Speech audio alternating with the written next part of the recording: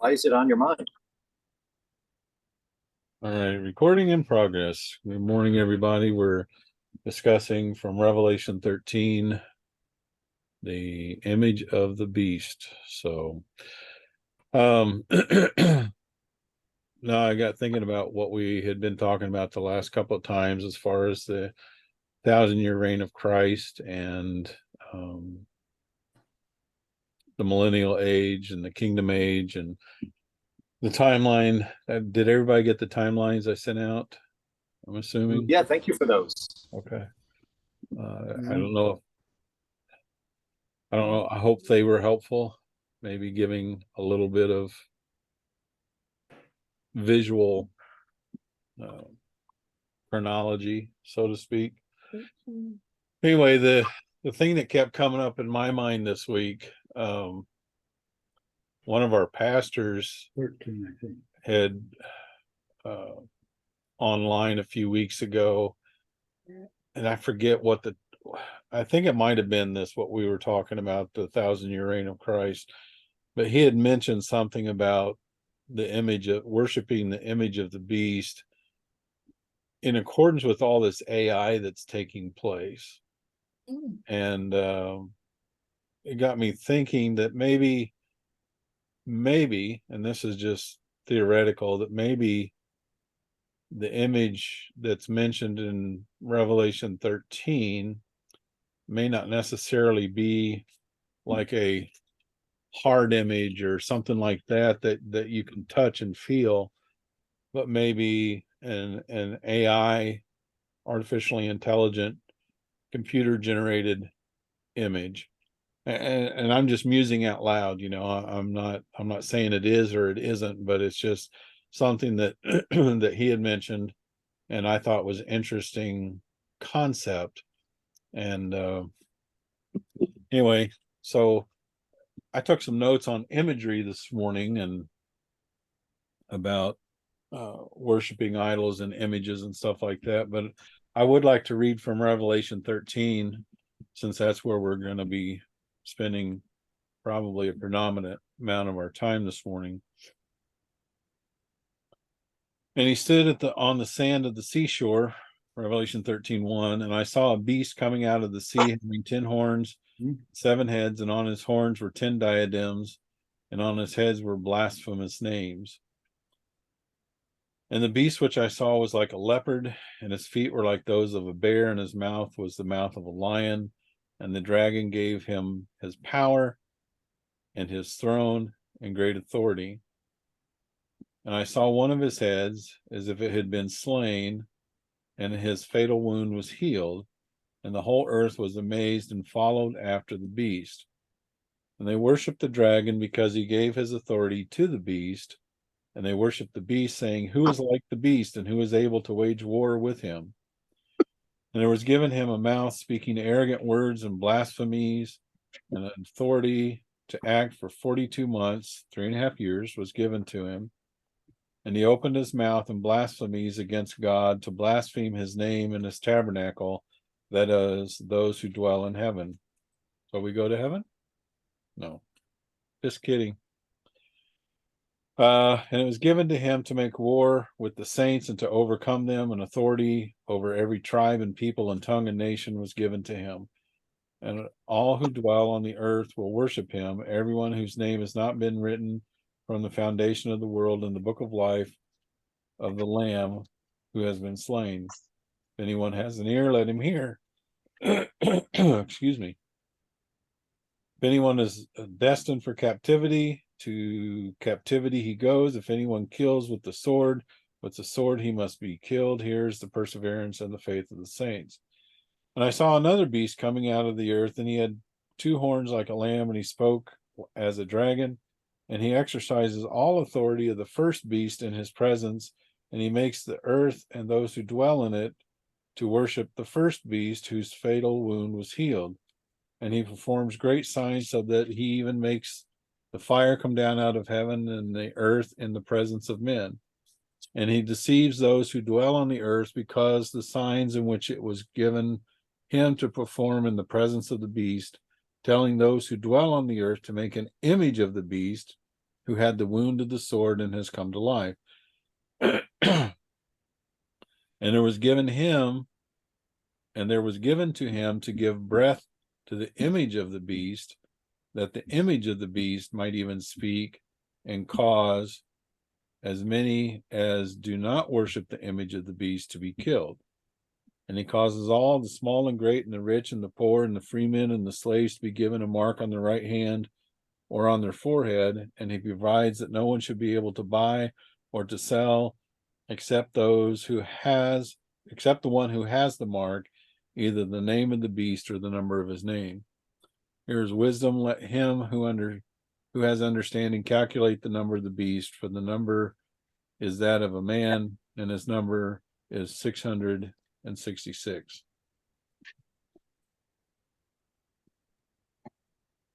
There's a lot in those few verses, folks.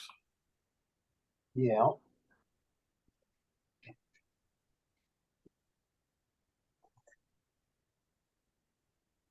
Well, I started off this morning as I was preparing for this.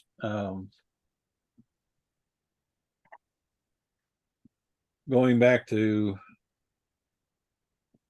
Exodus 20, verse 4, when God is giving Moses the 10 Commandments. And in verse 4, he says, no graven images.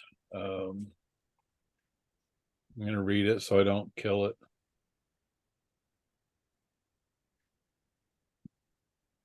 You shall not make for yourself an idol or likeness of what is in heaven or above the earth, beneath it, beneath or in the water or under the earth. You shall not worship them or serve them, for I, the Lord your God, am a jealous God, visiting the iniquity of your fathers on the children, on the third and fourth generations of those who hate me, but showing loving kindness to thousands, to those who love me and my commandments. Obviously, idol is graven image in the King James and other translations, so it's the same. I think the Hebrew word is, correct me if I'm wrong, pesel or pesel. And anyway, so God gives this commandment not to create any graven images and worship them, things that are made by hand.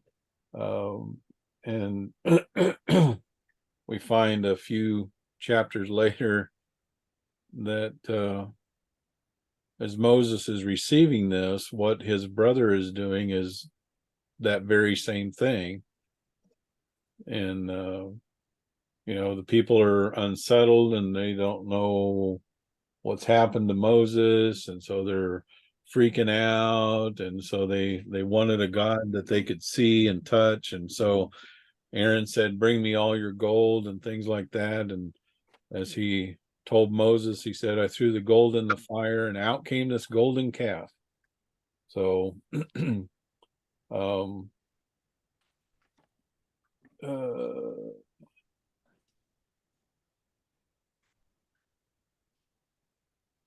we find in Psalm 106, I'm sorry if I seem jumping around, I do have a point to all this. In Psalm 106, verses 19 through 21, and this is in reference to what happened on Mount Horeb with Aaron and the children of Israel. It said they made a calf in Horeb and they worshiped a molten image. Thus they exchanged their glory for the image of an ox that eats grass. Well, first of all, you have to ask, what is their glory? Who we find in Genesis chapter 1 that man is made in the image of God. And so I think their glory is that the fact that they are created in the image of God. That's my thought. So they exchanged their glory for the image of an ox that eats in grass. And then verse 21, I think, is the key verse here. It says they forgot God, their Savior, who had done great things in Egypt, wonders in the land of Ham, and awesome things by the Red Sea. You know, so God did all these wonderful things, and then they reduced him to an image of a cow.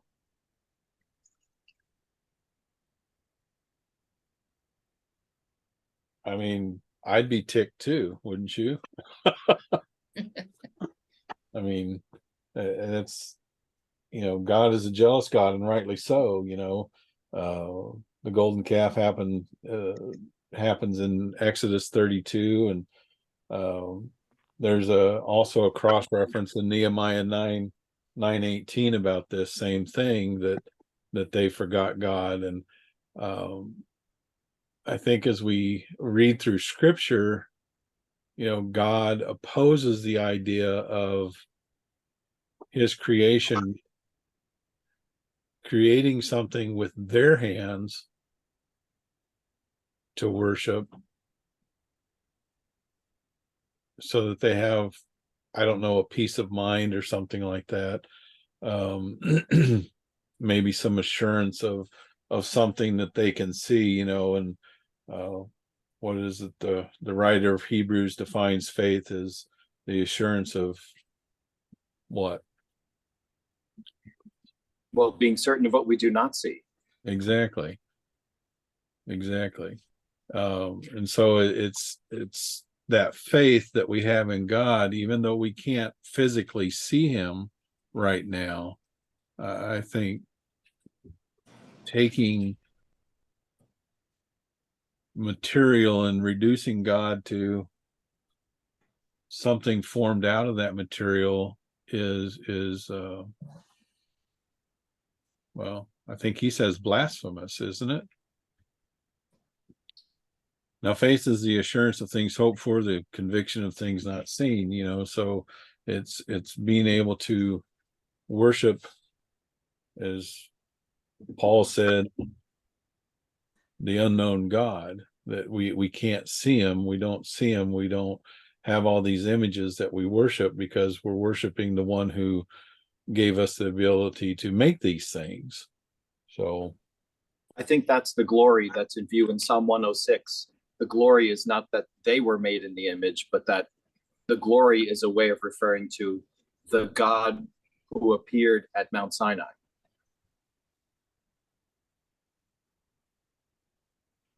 He's the glory. right. They replaced the glory of God for and then they worship the molten image. It says in verse 21 there, right? In Psalm 106, is it? Right. But that word for molten image in Hebrew is very relevant to our times, because it's the word masecha. And masecha is used in Exodus 32 also to refer to the covering of the idol. I don't think it was a solid gold calf Aaron made. It was probably a wood calf covered in gold. With gold. Right. And the covering is called in a few places in the scriptures a masecha. And masecha is also sometimes used for could be a cloth covering. I guess, I don't know, but maybe a tablecloth. It might be. I don't remember the references for that, so I'll hold that with an open hand. But the word I hope we will all agree.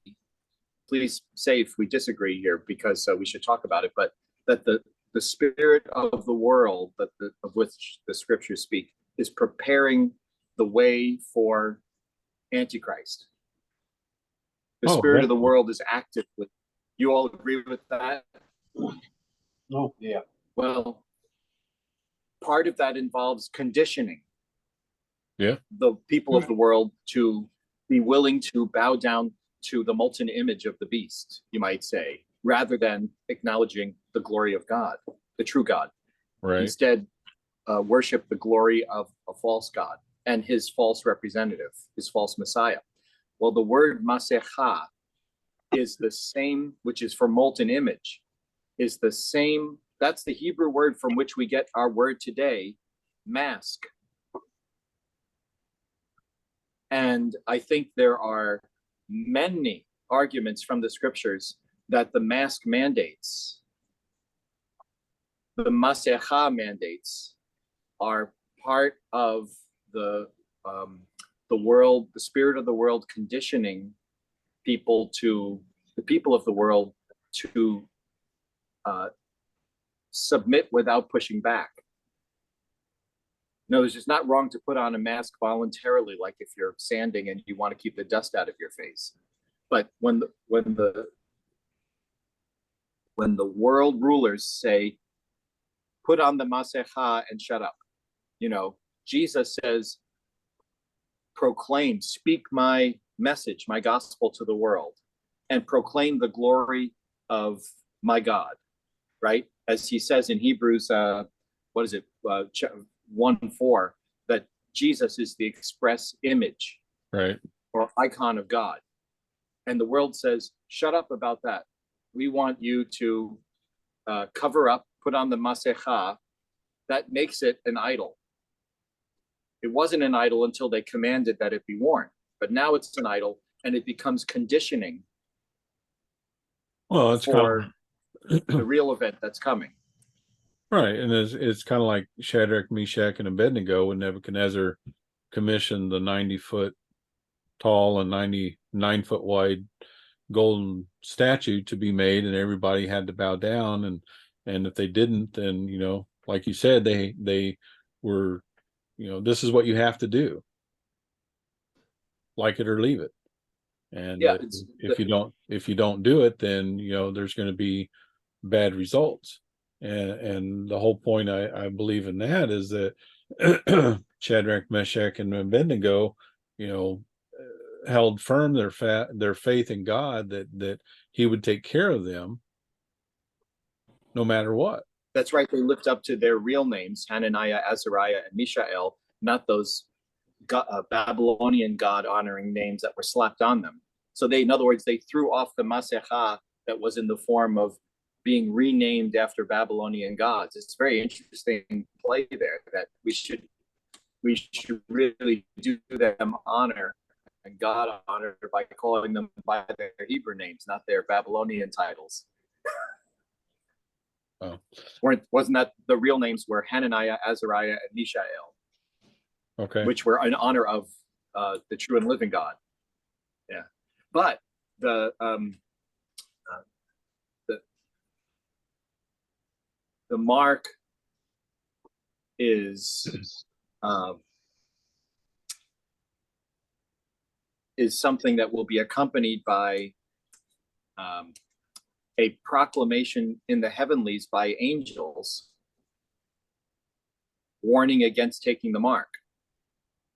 And the everlasting gospel will be being proclaimed by an angel from the heavens. So I don't think we need to concern ourselves with trying to find the mark itself in AI or something like that, because when the mark comes, there will be a warning to everyone not to take it. But what we should do is avoid the world's efforts at conditioning us. If anyone submitted complacently to the mask mandates, and that person is a Christian, I would say that person is setting himself up to be deceived if the real mark comes. And he likewise goes along with it, because I believe there's excellent, like I say, reason to believe that was an explicit conditioning effort. So the point is to get ready to prepare ourselves against, and Zach Poonen, I don't know if any of you know him, but he's from India. He's a pastor. I have a lot of respect for his teaching, but he said, Zach Poonen is his name, Poonen, but he said, in Daniel's time, the three young men, God was pleased to save them out of the fire. But in the church age, he glorified himself. God glorified himself by saving Hananiah, Azariah, and Mishael out of the fire. Now he glorifies himself by saving us as we die in the fire. And that's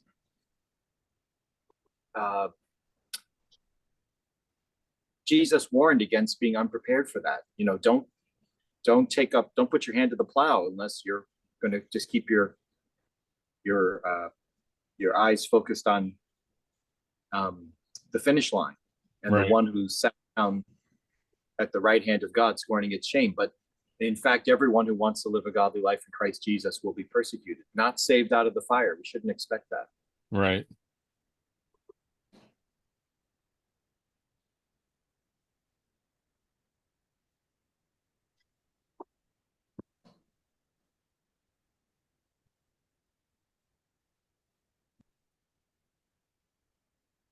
Mark, Debbie, Rob, Dorothy, thoughts? Well, I think between what you had shared and what 7 of 9 has shared, that 7 is God's perfect number. It's my talisman against the mark. That's why you call it Yeah, seven. yeah, whatever.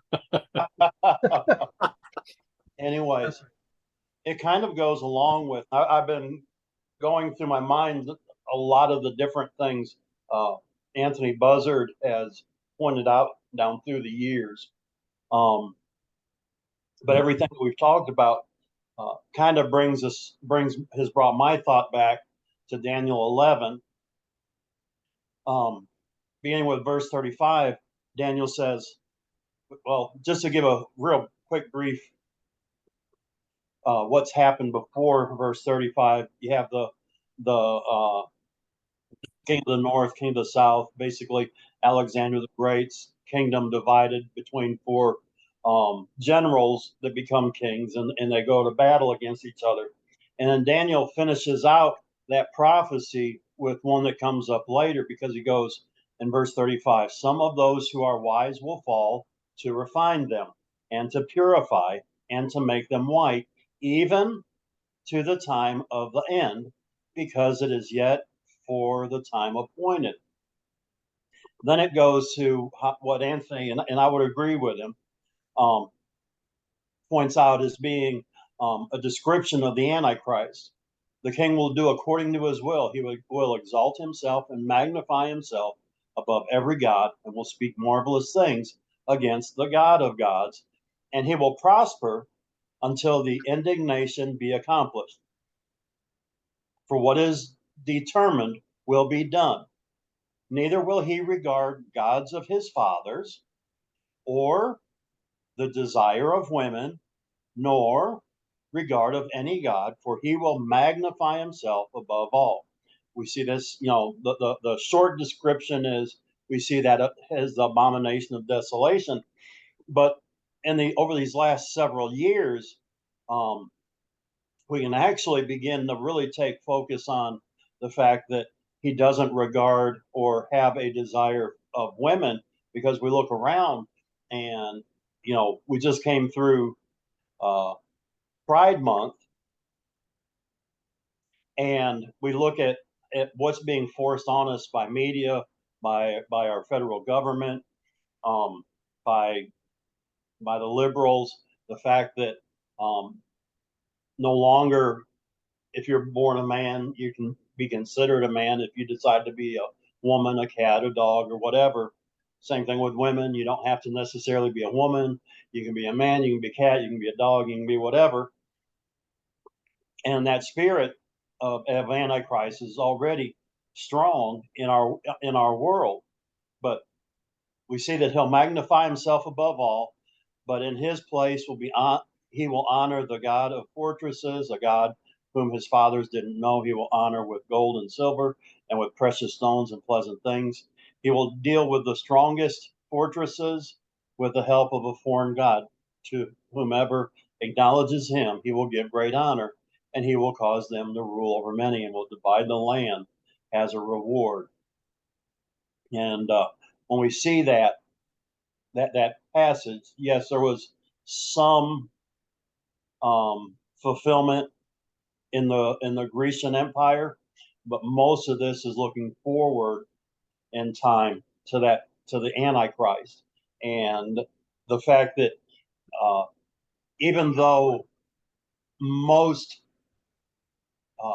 big name prophecy teachers try to make it sound as if the whole world is in unity or in union with the Antichrist. There's actually going to be holdout nations that don't accept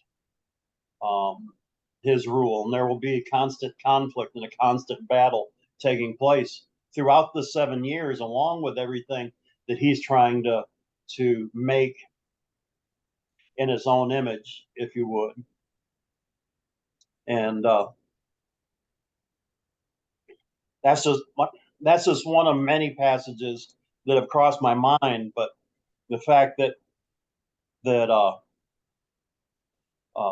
he's going to set himself above all the gods, you know, the abomination of desolation. Mm-hmm. You know, Christ talks about it in the Mount Olivet discourse. Daniel actually names it as such in chapter 7 and 12, I believe it is. You know, and Daniel here has a prophecy that kind of fleshes out a little bit of what it's going to look like, what it's going to be like. I think that I think this is one of those passages that kind of gives a little bit better, or a little bit more. I shouldn't say better, a little bit more of a description of what he is, who he is, how he'll be portrayed, and the fact that there will still be those who are battling against him because they just, for whatever reason, don't like him.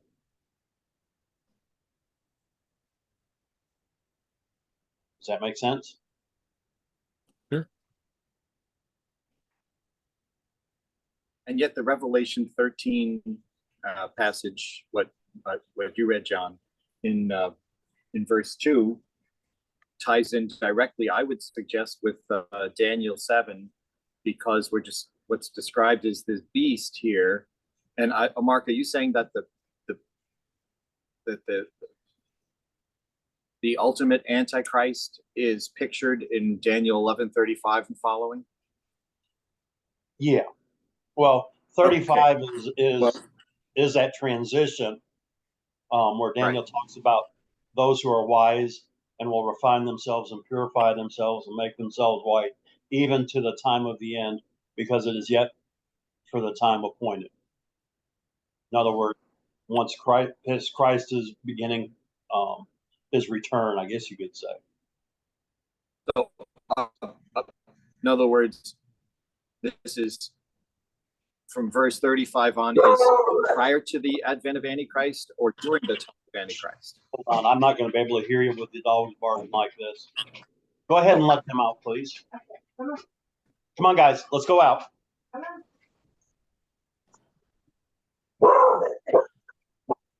Okay. Who let the dogs out? My mother-in-law just walked in. You calling her a dog? Whoops. So very good, Debbie. You call in Daniel 7, we see that there are various beasts that look analogous to the Daniel 2 statue elements, right? You got the leopard, you got the bear, you got the lion, and the lion seems to be analogous to the beast. In Revelation 13, we have a lion there, but it looks like that's analogous to the beast that is so bizarre, Daniel doesn't know how to describe it. And it had wings, right? This seems like a parallel to Daniel 2. We have the statue with the head of gold, that's Babylon, the head of the arms and chest of shoulders, that's the silver, that's Medo-Persia, the bear, analogous to the bear. Right. And then we have the leopard. Actually, going back, the lion would have been analogous to Babylon, but the bear, the belly and thighs of bronze, right? It looks like that's Alexander's Greek Empire. This beast of Revelation 13 has elements of all the empires, right? And so he's represented. it's as though each successive empire doesn't really do away with the others. And they're all represented in the ultimate uppercase A Antichrist. And so we'll see someone who is embodying the entire spirit of rebellion against God and Right. his rule since the time of Daniel. And yet in Revelation, we see that it looks like, remember, he's the eighth. Where is that? I think in chapter 17. I'm not sure. I think so. That he's the eighth of the seven. He's of the seven, but he's the eighth. So it seems like this goes back even further. I'm going to see if I can find Revelation 17, 8, that he was, the beast you saw was and is not, and is about to ascend out of the bottomless pit and go to destruction. And then in verse 10, there are also 7 kings, 5 have fallen, 1 is, and the other has not yet come. And when he comes, he must continue a short time.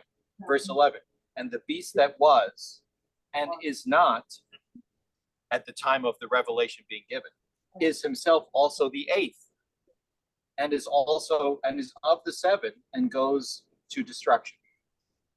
So it seems like the beast who's in Revelation 13 is a fella who comes out of the bottomless pit, which we see in Revelation 9. In Revelation 9, he's the king over that locust army. He's not a man, or he's not at this time a man. Something's really weird there. In Revelation 17, he's the eighth in a line of kings, but he's of the 7, which sounds a lot like someone coming back to life, doesn't it? If he's the eighth king, but he's really of the 7 who have come before. Right. And that's it. And we read in verse 6. No, not verse 6. Verse 8. The beast that you saw was and is not. So he was. In other words, he was of the 7. And I'm wondering if he was actually the first of the 7. I don't know if I and is not now. Yeah, I don't know that we could go back that far, other than the fact that it's a picture. I mean, if we look at the time of Christ, Yeah.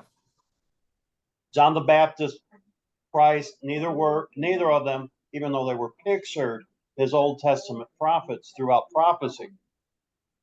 And what they were not those prophets raised back to life or reincarnated or anything like that, and but rather the spirit of and how that they portrayed themselves was similar to how those prophets ministered. When we come to the end times, we have to look at it the same way.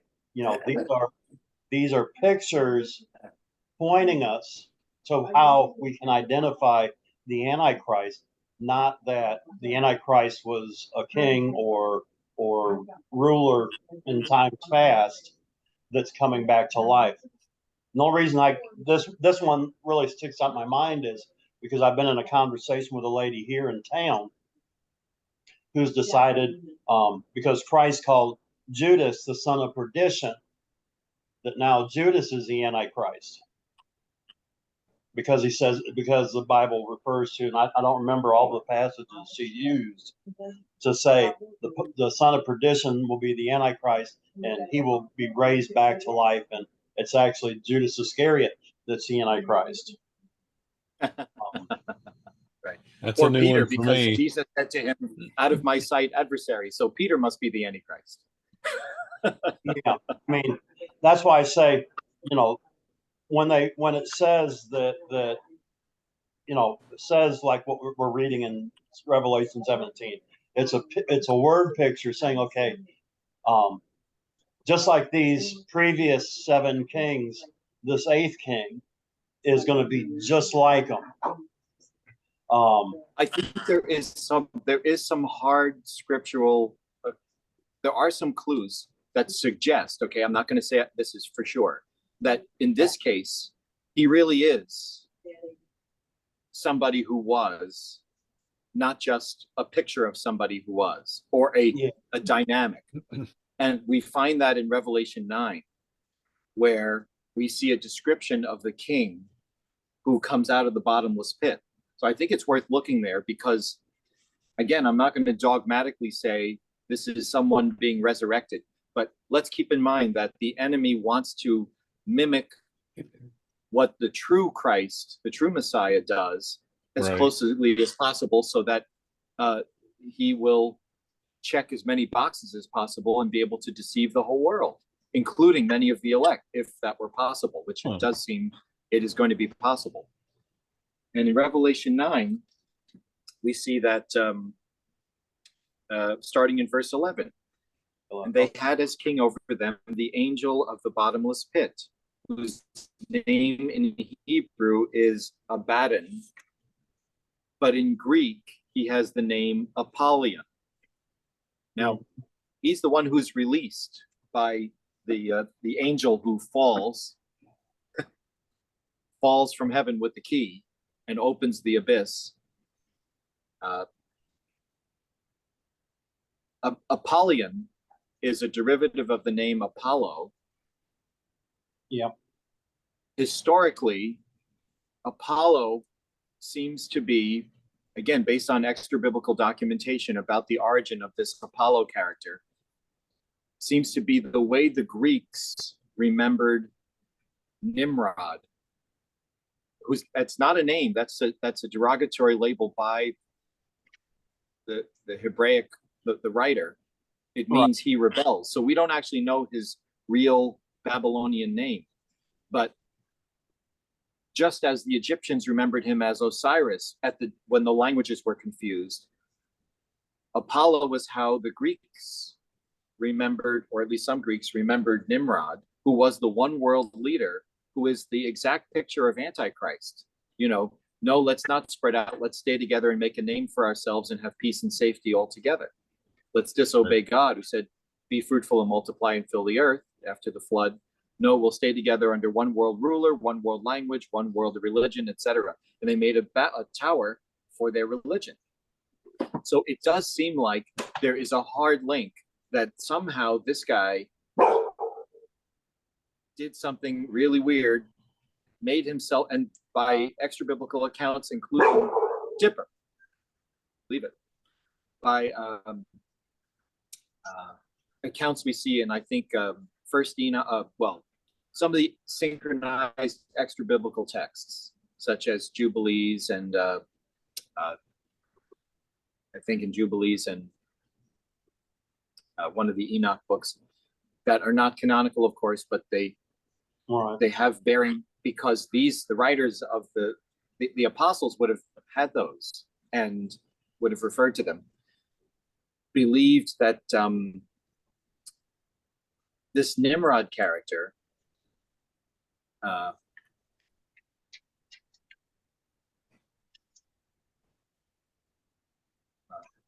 was endeavoring to be a one world ruler and was ungodly. And actually, I think maybe Jubilees tells us that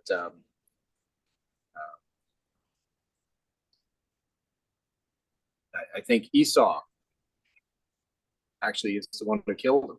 But anyway, that's another matter. The point is, the biblical writers were writing about people who had personal contact with Nimrod and his fellows. And in Genesis 14, when we see the 4 kings coming against the 5 kings of the plains, Amraphel, pictured there, I think, is tied to Nimrod, just another name for Nimrod. But my point is, there seems to be a tie-in to, and maybe a circling back to what was going on then. There are many writings describing Nimrod as having done things to make himself not a normal man, in the way that the Genesis 6 rebellion resulted in men who were an admixture. And we see this in the image in Daniel 2, that the last empire before the return of Christ is the legs of iron and then the feet of iron with toes of iron mixed with clay. And the writer there says, Daniel says, they mingled themselves with the sons of men.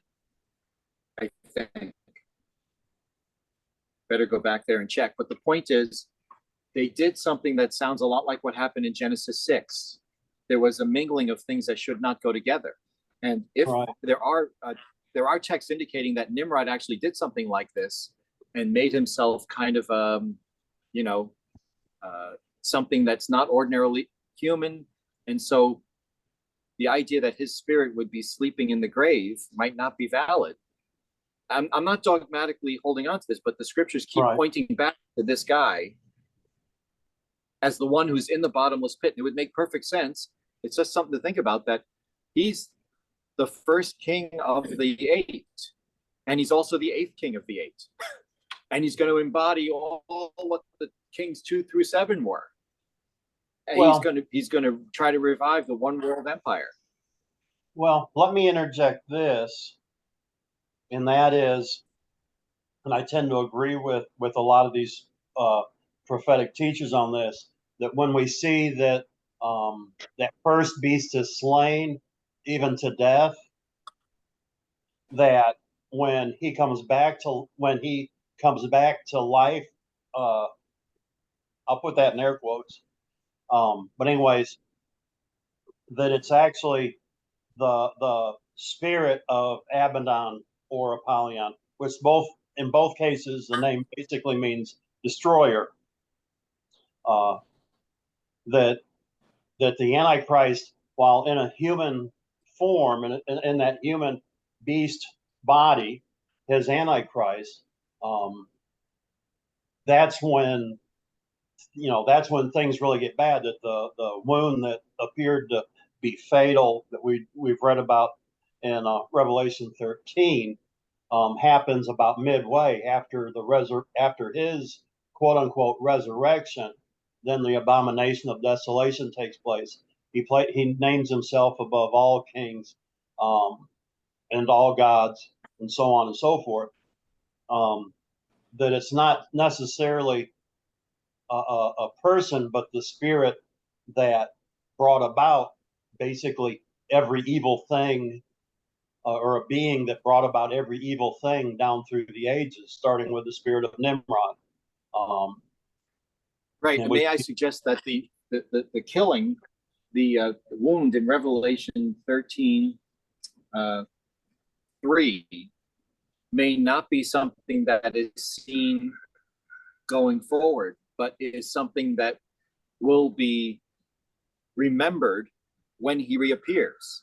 And I think that fits the pattern of imitating the true Messiah, because that's why I mentioned the account of Esau having slain Nimrod.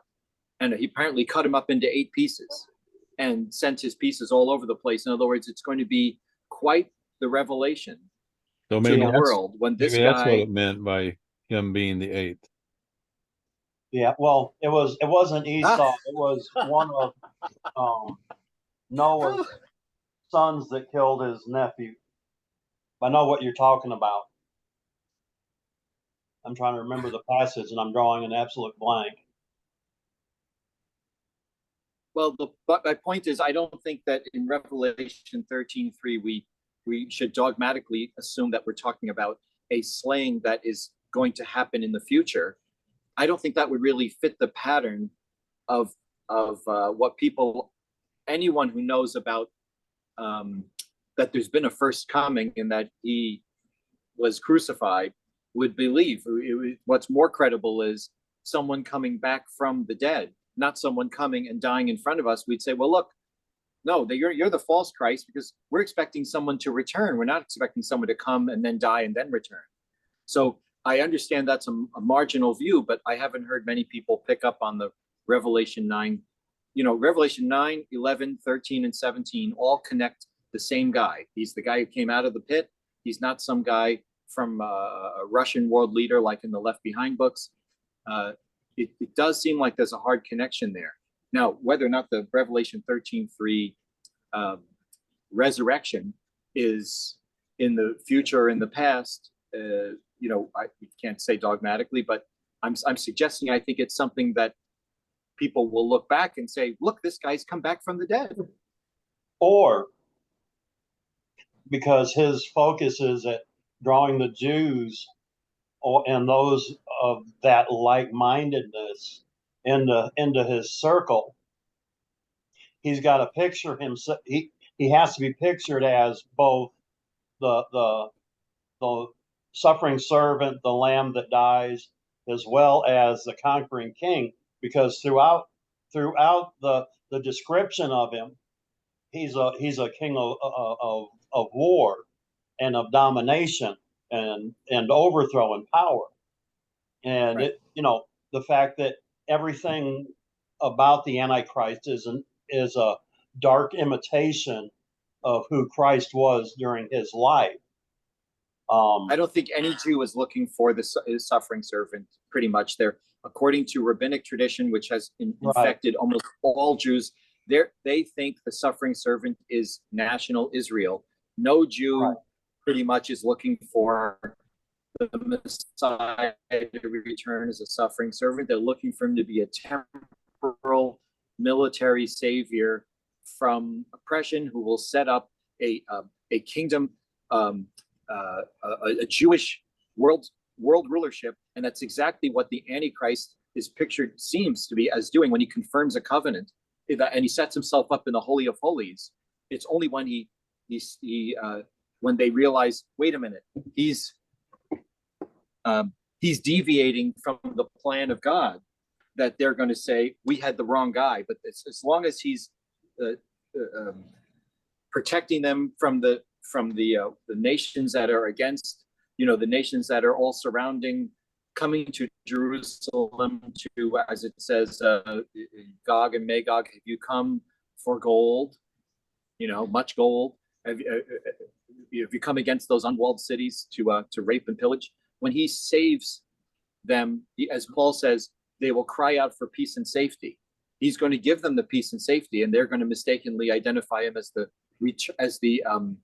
Messiah. But those who are not Jews are going to be looking for someone returning. So and that's a different thing. So is this man of Jewish origin then? A lot of biblical or prophetic teachers that are outside the mainstream believe that either A, he's purely Jew. Like, for example, there's several different rabbis of the ultra Orthodox persuasion that are already saying, well, we're in discussions with the Messiah. We're just waiting for him to say it's his time to be revealed. Yeah, I read that. What's funny is that the main one who was teaching this is dead, so he can't expound on it anymore. Well, actually, there's been quite a few that have picked that up, John, since he passed. And like, for example, there's a guy with a real long name. He's from the United States, I think New Jersey to be more precise. That's actually been in Israel, has done miracles. A lot of rabbis, not necessarily the ultra Orthodox, but of all persuasions, are saying that this man could actually be our Messiah, and supposedly people are having talks with him. Whether that's true or not, I don't know. The other part of that conversation is there's some that believe, some of those fringe prophecy teachers that are saying that he'll be both Jewish and Arab, or Jewish and Persian, and that's how he's going to be able to bring both Muslim and Jew to the peace table and bring about that 7-year agreement. Like I said, those are just some of the fringe prophecy teachers. I wish I could remember the guy's name. Like I said, it's 3 words long, and it's a real long name. There's videos on YouTube of him at the Wailing Wall. There's videos multiple videos of people saying, well, I had this infirmity, I've had that infirmity, and he healed me of it. That's just something to throw in there with it. Not that I'm agreeing with it or that it's valid, but like I said, that's some of the fringe prophecy teachers that are suggesting those things. And there are some rabbis that are backing up certain people or the idea that the Messiah is already here and just waiting to step out because his time has finally arrived. Well, we have to do something with Revelation 9 telling us that this king over the locust army is in the abyss until the abyss is opened. And I do think there's a hard connection based on Revelation chapters 11, 13, and 17, all connecting to this guy in the abyss. So the only way he's on earth now, unless I'm misreading Revelation, because we're told explicitly that right there in chapter 17, he's the one who came out of the abyss, the beast. So then the abyss has to already have been opened, but then where's the locust army? So the locust army, I don't see right now running around stinging people, and people are yearning to die, but they can't. I don't see that happening. So I think the Antichrist can't be around now, but his spirit, the spirit of Antichrist, is in the world preparing the way for him. Right. But we can look at the scriptures that give us clues, and some say that Micah 5:5 tells us something about the identity of the Antichrist, and this fits right in with the Nimrod picture because he's mentioned there. And in Micah 5:5 we see, and of course in Micah 5:2 we see the prophecy about the birth of the true Messiah. And you, Bethlehem Ephrathah, though you are insignificant among the thousands of Judah, yet out of you shall come forth to me the one to be ruler in Israel. So that's the true Christ. But then we have the false Christ here in verse 5.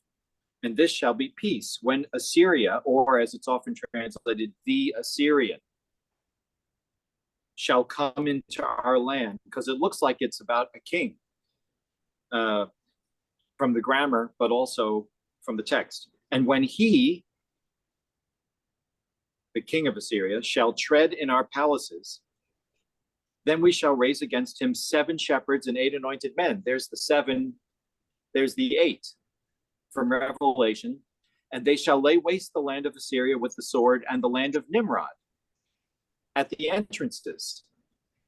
Thus he shall deliver us from Assyria when he comes into our land and when he treads within our borders.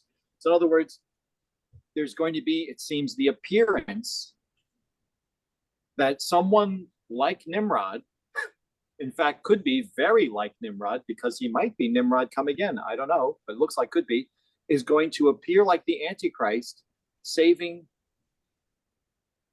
national Israel from Assyria. And Micah is writing at the time, he's writing contemporaneously with Isaiah, Hosea, and Amos, at the time when the Assyrian Empire is at its peak dominance. But he's writing about events yet future. For example, earlier in Micah, just a couple of verses earlier, he's writing about the Messiah being born in Bethlehem. So he's saying there's going to be that the Assyrian Empire at the time of those 4 prophets is foreshadowing an ultimate Assyrian threat under a Nimrod-like character who's going to cut a covenant or confirm a covenant and make a kind of a peace. But it's not going to be real peace. So the Antichrist identity is going to be somehow associated with Assyria and Nimrod. And then elsewhere, and I don't remember what scripture, maybe please you folks help me, we're told that he comes out of Dan. Now that doesn't mean he's of the tribe of Dan. Maybe one of you can look that up, because I don't have a convenience here. Does that sound familiar, Mark? Does that sound familiar to you? That he comes out of Dan? Yeah, man, that's been a long time ago since I heard that reference. Oh my! And I that was pointed out. So, so often we can read the scriptures, but it doesn't register. But I heard that Chuck Missler pointed that out, that he comes out of Dan, and That doesn't mean he's a Jew, but it could mean he's coming from that region. And of course, Dan's tribal allotment was in the land that's, it was in Philistia, northwest of the allotment for Judah, but most of the men of Dan were unwilling to go up and fight those men, and so they instead relocated north around the area of Mount Hermon. And of course, Mount Hermon is the location of historically of well, there's a temple to Pan there, and it was called the Gates of Hell, where going back to Genesis 6 and the incursion of fallen angels before the flood, which again ties into Nimrod, because it seems there are other texts saying that the Nimrod character did to himself after the flood what was done to men prior to the flood to make himself kind of an immortal. So if he comes out of Dan, it could be really saying he comes out of the region settled by Dan. I'm just looking for scriptural clues here. I'm not trying to say, okay, I'm just trying not to get into, say, rabbinic speculations. I want to look at the scriptural clues and stick there. Oh. Hi, Amy. Good morning. Hi. Yes, it did.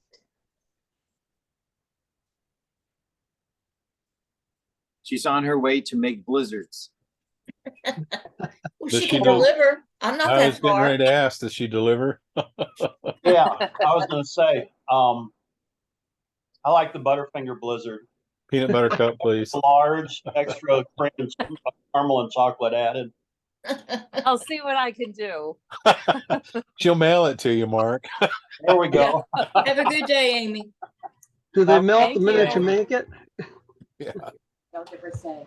Well, I guess the one last thing I'm kind of going to leave with this idea of a resurrected someone from historical past, and that I'll reference the two witnesses.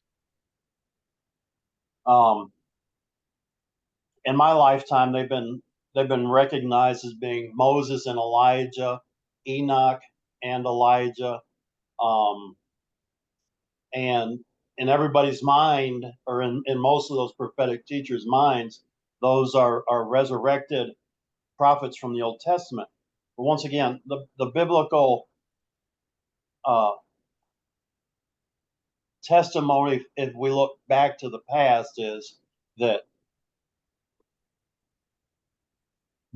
those are just, every time a prophet is brought about or used as an example of, it's just simply that, an example. It's not a resurrected prophet from the Old Testament.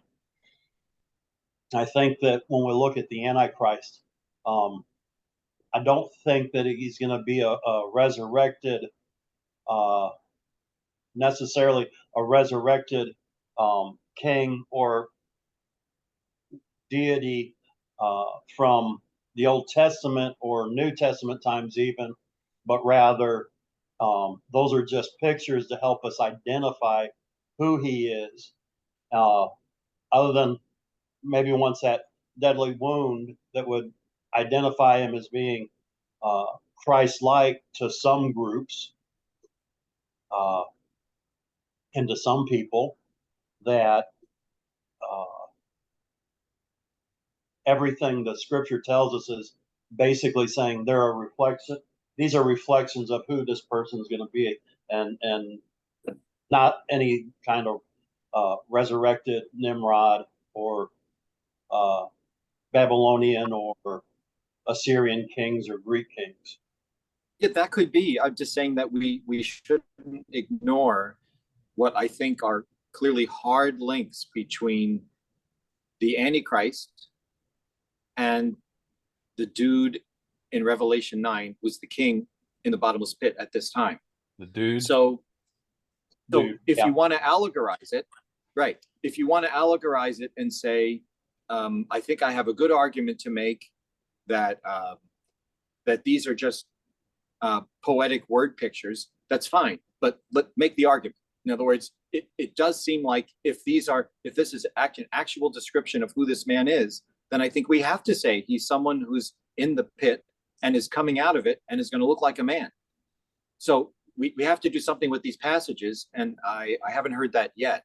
So again, I'm not holding tightly to that it's Nimrod, or that even that this is actually describing that this isn't poetic, but I don't see indications that it's poetic. Usually where there are allegorical images in Revelation, the angel tells John, okay, now let me explain the meaning, but he doesn't do that here. So that doesn't mean it's not to be allegorized.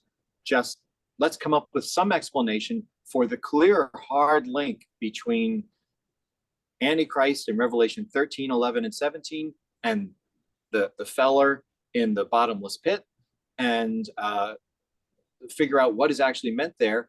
And since he's called Apollyon, and the connections to Nimrod and Micah 5:5, and that he's coming out of Dan, which is also the region of Assyria in a sense, and encompasses Mount Hermon, which includes the alien incursion. There are all these connections to what happened, rebellion before the flood, rebellion right in the plains of Shinar after the flood.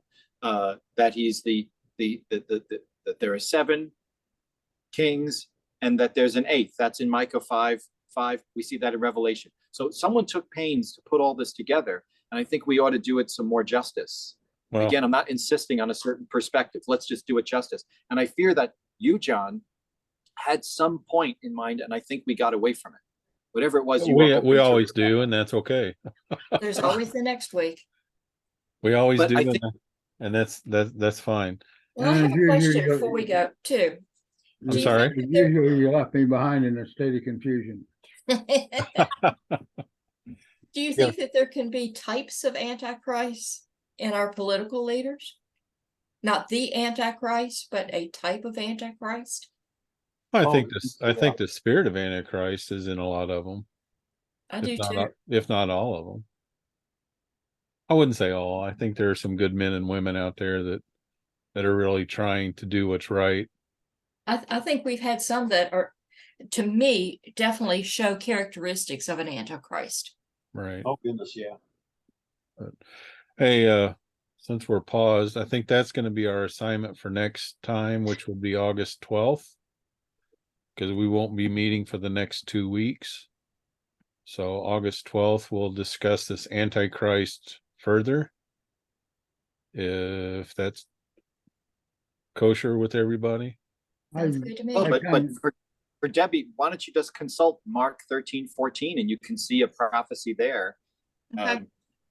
So when you see the abomination of desolation, well, isn't that a reference to Barack Obama?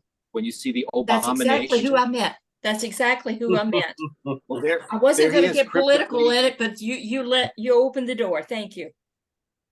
because he's right there. It's Yeah. cryptic. It's a cryptogram. And since we've all said we're not Democrats,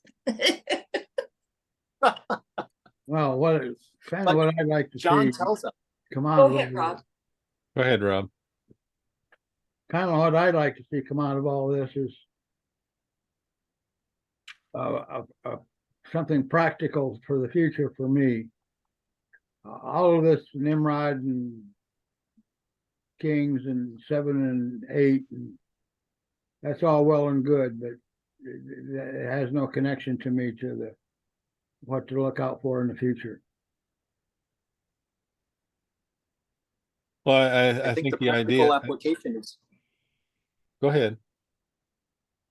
I think the practical application for me has been when they order you to do things that seem to be, according to the scriptures, attempts to condition you to submit to the one world ruler. Your job is to decide not to. So when God says,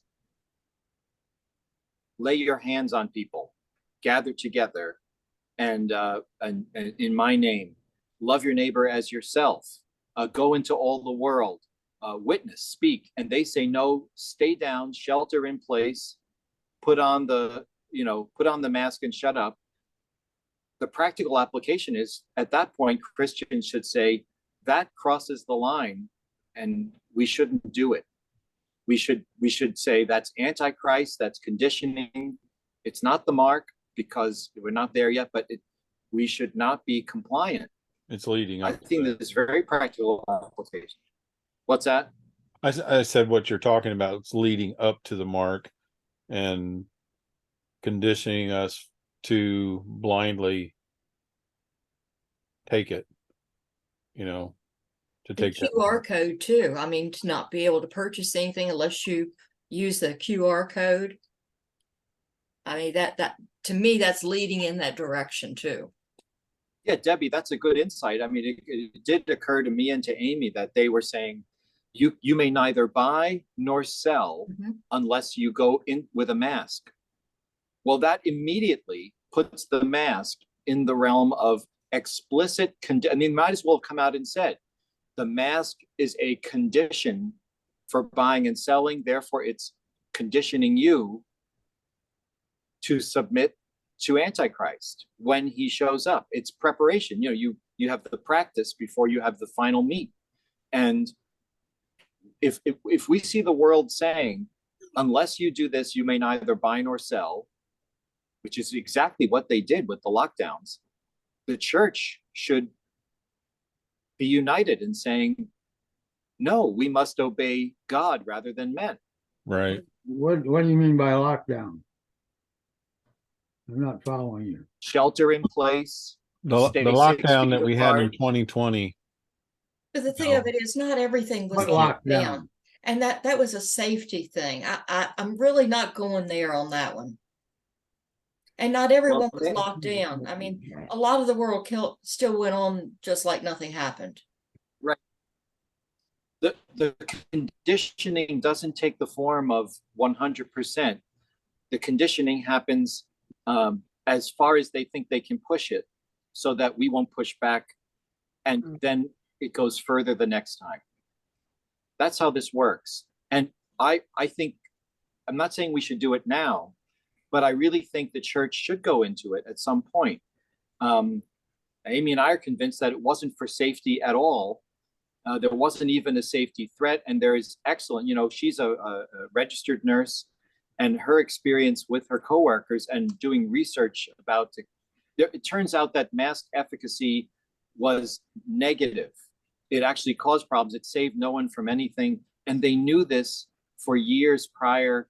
There was never any safety thing. That was all lies, and the church should be wrestling with this. It's not really something to why should we trust the world, which is run by the spirit of Antichrist, to prepare the way for its one world leader to tell us what we ought to be doing. And even so, Jesus touched the leper.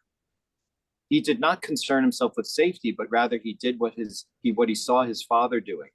And we ought to be like him.